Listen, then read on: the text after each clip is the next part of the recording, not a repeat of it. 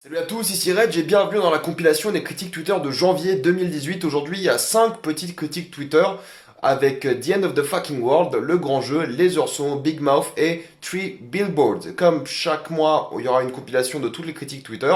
Pensez à vous me suivre sur Twitter, Facebook et YouTube. Bonne vidéo à tous.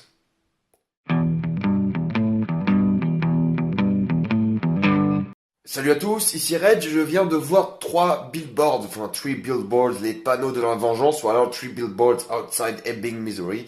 Enfin, le titre dans les deux langues est insupportable. En tout cas, c'était une expérience de malade. Je suis fan du réalisateur, c'est McDonagh, je crois, qui a fait Bon Baiser de Bruges, Seven Psychopaths. C'est deux films que je soutiendrai toujours, mais je les ai toujours trouvés imparfaits. Il y avait tout le potentiel, il y avait les idées et tout, mais il manquait ce petit truc pour les rendre vraiment, à mon avis, très très bons. Ça veut pas dire qu'ils sont pas cultes, mais ça c'est une autre histoire. En tout cas, Three Billboards est pour moi un vrai chef-d'œuvre. Et pour moi, en fait, c'est marrant parce qu'il serait sorti l'année dernière, en 2017. J'aurais pas hésité une seule seconde à le mettre en tant que mon film préféré de 2017. C'était tellement une tuerie parce que il a tout compris. Il a des personnages qui devraient pas être attachants, qui le sont.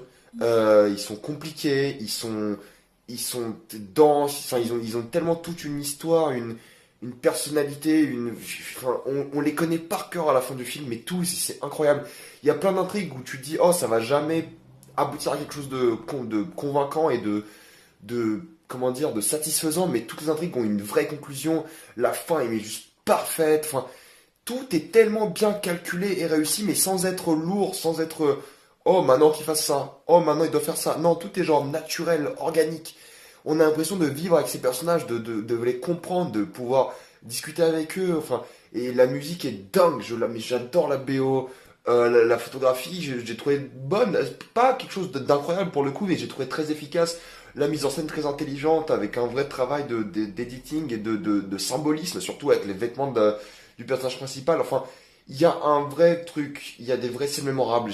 C'est vraiment émouvant, en même temps c'est drôle, mais c'est ce genre de triste drôle. Enfin, c'est tout ce que j'aime au cinéma. C'est ces trucs qui peuvent me faire sentir plein d'émotions à la fois et mais foncez voir Three Billboards, c'est un véritable chef-d'œuvre. C'est pour ça que le cinéma existe. Je l'ai adoré d'un bout à l'autre et je ne peux le conseiller plus que ça. Et il mérite de gagner tous les Oscars. Voilà, c'était Reg et à la prochaine fois. À tous, ici Reg. Aujourd'hui, on parle de la série Netflix qui est sortie hier. C'est The End of the Fucking World.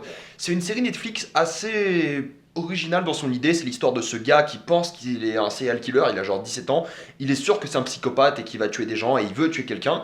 Et il veut tuer cette adolescente qui a genre aussi 17 ans et qui, elle, n'a aucun sentiment. Elle est très confuse émotionnellement. Elle sait pas trop où est sa place dans le monde, etc.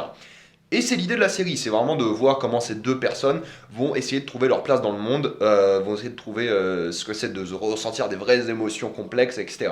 C'est l'idée, c'est un rite initiatique, c'est vraiment voir comment ces deux personnes vont grandir et évoluer au bout de cette saison. Ce qui me dérange, c'est que le concept avait l'air sympa, c'est assez drôle parce que c'est ce gars qui donc veut tuer cette adolescente et c'est cette adolescente qui veut être avec ce gars dans une relation sérieuse, amoureuse, même si au début c'est que pour du sexe.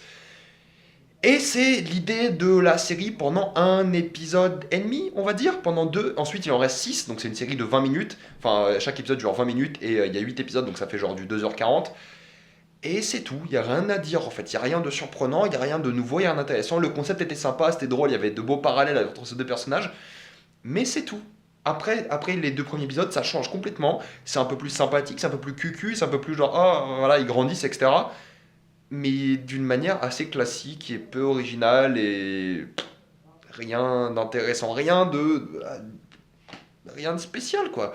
Vous avez déjà vu ça 20 fois, 100 fois, 200 fois, enfin voilà, j'aime bien en général, j'adore les histoires de rites initiatiques où ces gens grandissent, ils évoluent, ils deviennent mûrs à la fin de leur péripétie. Là, c'est pas vraiment le cas. Et ils avaient un concept original de cette histoire de serial killer et de cette femme qui avait pas d'émotion. Mais ils l'ont loupé, quoi, tout simplement. Ils ont pas su commit, ils ont pas su se donner à fond dessus. Ils ont fait un truc qui est juste mais. Et pour du mais, c'est mais. Bon, après, c'est 2h40. Si vous avez rien à faire, pourquoi pas. C'est plus court que Blade Runner. Mais bon, ça vaut absolument pas le détour à mon goût. Voilà. C'était Reg. Moi, je vous dis à la prochaine fois. Et salut à tous. Tous, ici Reg, et je viens de voir Les Heures Sombres avec Gary Oldman, ou The Darkest Hour en anglais.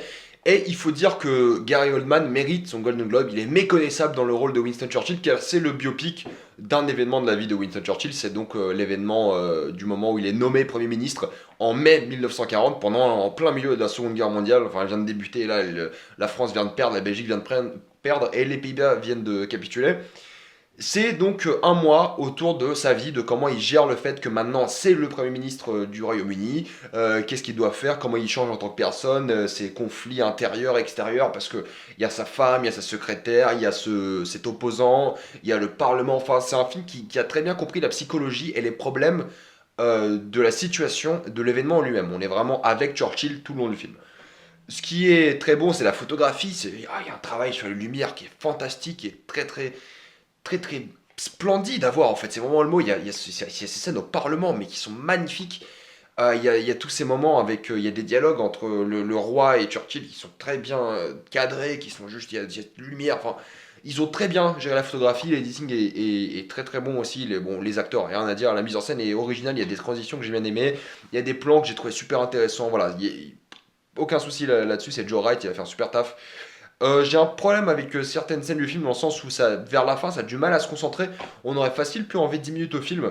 Il y a quelques bouts de gras par-ci par-là. Mais sinon, c'est un film qui est émouvant, qui est fort, qui a des vraies thématiques, qui parle d'unité, de force, de courage, qui parle pas vraiment de guerre, mais d'un personnage et des responsabilités qu'il doit vraiment porter sur lui-même pour un pays, pour quelque chose de bien plus grand que lui. Enfin, c'est émouvant, c'est fort, c'est malheureusement assez oubliable, je trouve. Il n'y a aucune scène que j'ai trouvé juste grandiose. Il y a eu une scène dans le métro que j'ai beaucoup aimé.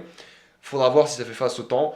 Et m'a beaucoup ému. Mais parce que voilà, c'était vraiment cet unisson, ce courage, tout contre l'oppresseur. Bon, ça reste un film que je vous conseille si vous êtes fan de biopic et de Churchill. C'est sûrement l'un des meilleurs biopics sur Winston Churchill. Je pensais que j'allais être déçu parce que j'ai vu The Crown et j'ai trouvé John Lithgow dedans très bon, mais en fait, non, pas du tout. Gary Oldman est juste excellent. Voilà, The Darkest Tower, je vous conseille, mine de rien. C'était Reg, et la prochaine fois.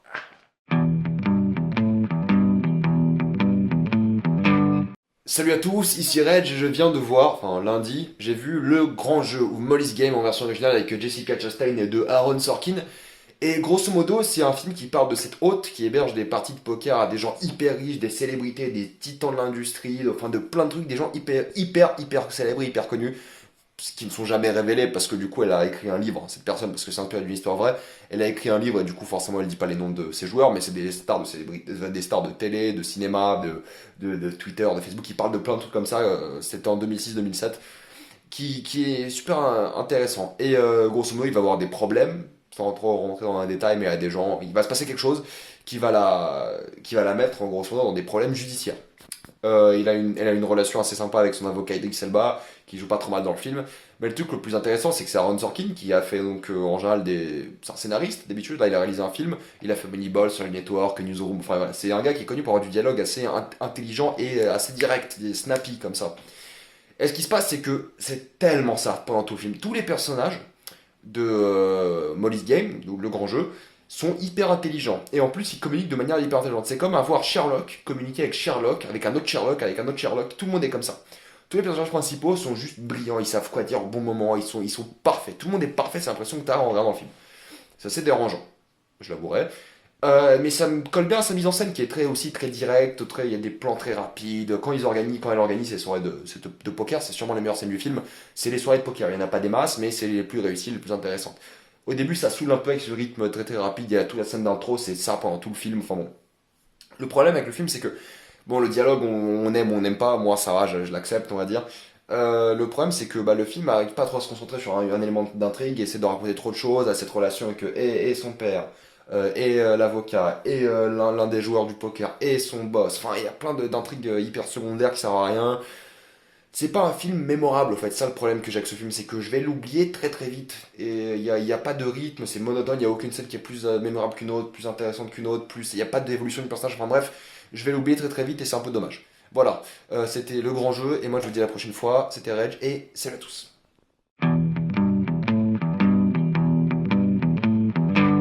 Salut à tous, ici Reg, et je viens de voir une série qui est sortie en septembre, octobre, un truc comme ça sur Netflix. C'est une série d'animation qui s'appelle The Big Mouth, enfin juste Big Mouth.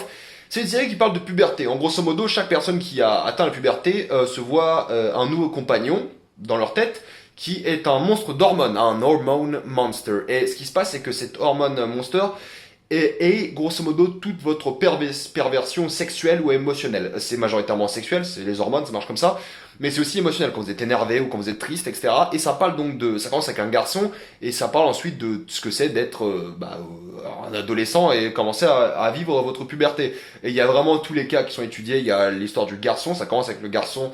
Le premier épisode s'appelle éjaculation. Ensuite, ça parle des règles, ça parle de ce conflit émotionnel quand vous voulez pleurer et vous énerver quand vous êtes une fille. C'est beaucoup moins chez les gars, où on est plus des pervers sexuels plus qu'autre chose.